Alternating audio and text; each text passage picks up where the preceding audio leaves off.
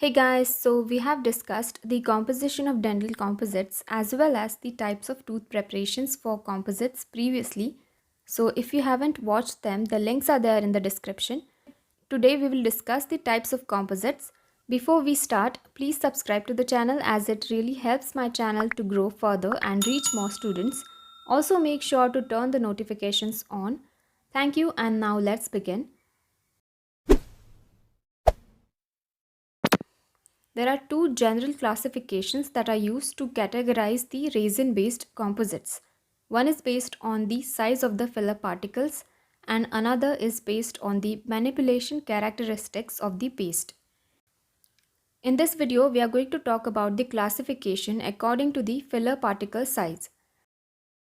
So according to filler particle size, there are macrofilled, microfilled, small particle, hybrid and nanocomposites. The earlier composites were the macrofilled ones, also known as conventional composites. You can see here that the fillers are much larger than the other composites. These macrofill materials were very strong, but because of the hardness of these fillers, they were difficult to polish.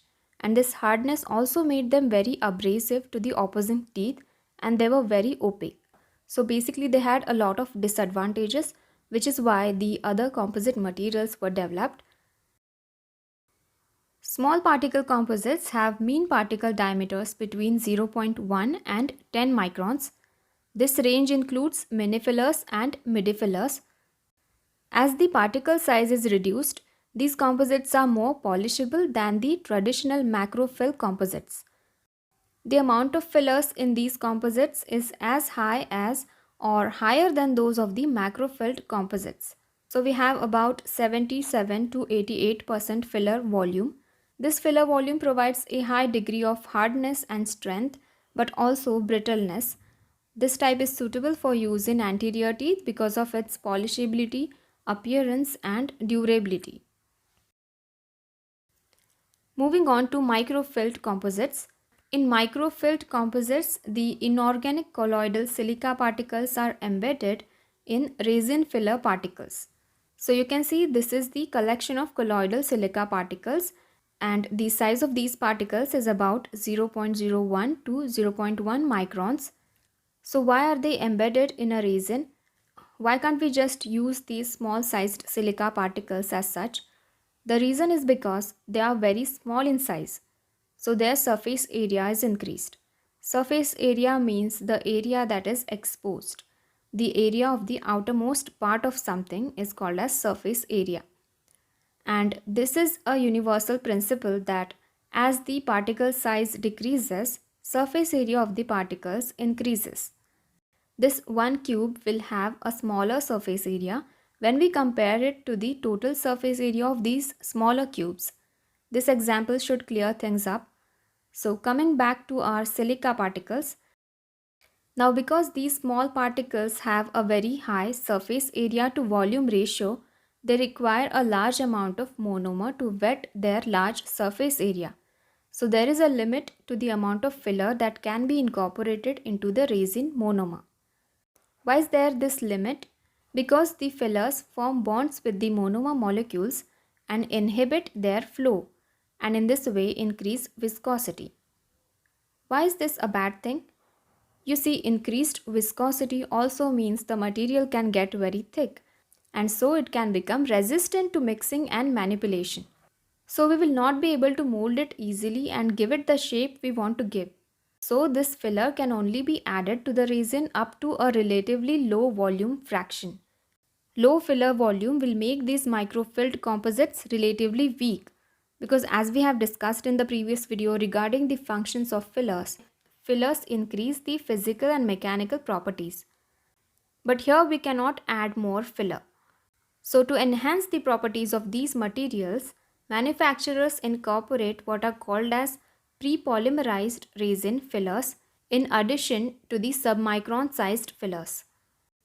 Basically, these are made by adding a high concentration of small sized fillers into a very dilute resin and then this mixture is heat cured. That's why it's called as pre-polymerized. Finally, this filled polymer is broken down into 5 to 50 micron sized particles These particles are then added along with additional microfiller particles to form the final restorative material. So you would think that these microfilled composites will shrink more because they have lower volumes of fillers, but it doesn't happen because these particles are already polymerized. So the material as a whole will not shrink as much as expected. So these are the benefits of adding pre-polymerized fillers. Filler volume is maximized, polymerization shrinkage is minimized, and the resin composite remains highly polishable because every individual silica particle is only about 0.04 microns in size. So microfill composites have this advantage of greater polishability than other composites. They can be polished to the highest luster and smoothest surface of all the resin composites, and so their primary indication is for aesthetic areas where this luster is required, such as for direct resin composite veneers. Where does this polishability come from?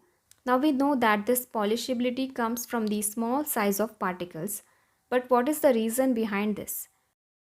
The particles are smaller than the wavelength of visible light. What happens when the particles are larger than the wavelength of visible light? It causes light scattering, and scattering increases opacity and produces a visibly rough texture. Now here, because the particles are smaller than the wavelength of visible light, this kind of scattering doesn't occur. So that's why they have good polishability and translucency, which makes them ideal for the anterior teeth. Now these composites also have some downsides. They are not as strong as the other types of composites. This is to be expected because 40 to 80% by volume of the restorative material is made up of resin, meaning less fillers. Less filler means greater water absorption and a higher coefficient of thermal expansion and decreased elastic modulus. In addition, this bond between the pre-polymerized particles and clinically cured resin matrix is weak, so it results in decreased tensile strength. Because of all of these reasons, they are not recommended in stress-bearing areas, like the posterior areas. Coming to hybrid composites, as the name itself suggests, hybrid composite contain both microfine and fine particle fillers. Now let's understand the concept. If particle size is uniform, there will be spaces among them. And when we use different sizes of particles, smaller particles can be inserted among the larger ones, so the void space between the particles is reduced. And by extending this process means if you add progressively smaller particles, it will result in maximal filler loading. So that's why in hybrid composites, this combination of filler particles allows the highest levels of filler loading. More filler loading means improvement in physical properties as compared with the microfilled composites. So they are strong. Now what about polishability? They can be polished to a fairly high luster, but not as much as the microfilled ones. So what do these hybrid fillers contain?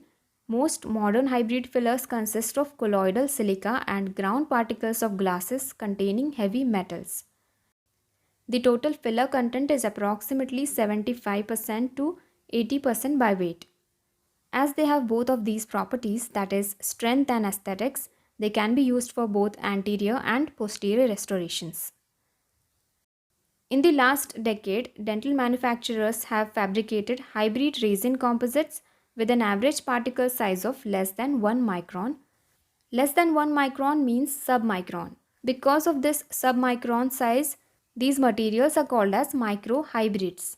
Submicron particles can be measured in micrometers or nanometers because 1 micrometer is equal to 1000 nanometers. So that's why some materials in this category have been called nanohybrids. To reduce the overall curing shrinkage, many nanohybrids also contain pre-polymerized resin fillers. These microhybrids and nanohybrids are easier to manipulate and polish than the regular hybrid composites and also maintain their luster better over time. Okay, let's move on to the last composite of this lecture, nanofilled composites or nanocomposites. These are the latest developments, that's why they have such a cool name. Basically, they have used nanotechnology here. Remember that it's not just about the particle size. The term nano doesn't just refer to particle size. Actually, nano refers to the technology that is used here, which is nanotechnology. Now you know that when we use small particle sizes, the viscosity of the material increases, right? So what's special about these nano-filled composites is that they have a minimal effect on viscosity. These materials were designed with the objective of successfully integrating a high concentration of nanoparticles into resin composites. High concentration of nanoparticles means more fillers are added. More fillers will enhance the mechanical properties, handling, and the ease of polishing. But how can we add more filler without increasing the viscosity? So these filler particles undergo a special surface treatment, which reduces the increase in viscosity when added to the monomer. So this allows an increased filler loading, almost 60% by volume and 78% by weight. This is the technology that is used, which is also called as nano-filled technology. At present, there are two distinct types of resin composites available that contain nanoparticles: nanofills and nanohybrids. Nanofills contain nanometer-sized particles throughout the resin matrix, and nanohybrids contain large particles with added nanometer-sized particles. These are hybrid materials and not true nano-filled composites. The special advantage with nano-filled composites is that it has the mechanical strength of a microhybrid composite, but at the same time it has the smoothness of a microfilled composite. Also, the optical properties are good. Nanomeric filler particles are far smaller than the wavelength of light. So when light enters, long wavelength light passes directly through the material and the materials show high translucency. So a wide range of shades can be created using this material, and this allows us to design a highly aesthetic restoration.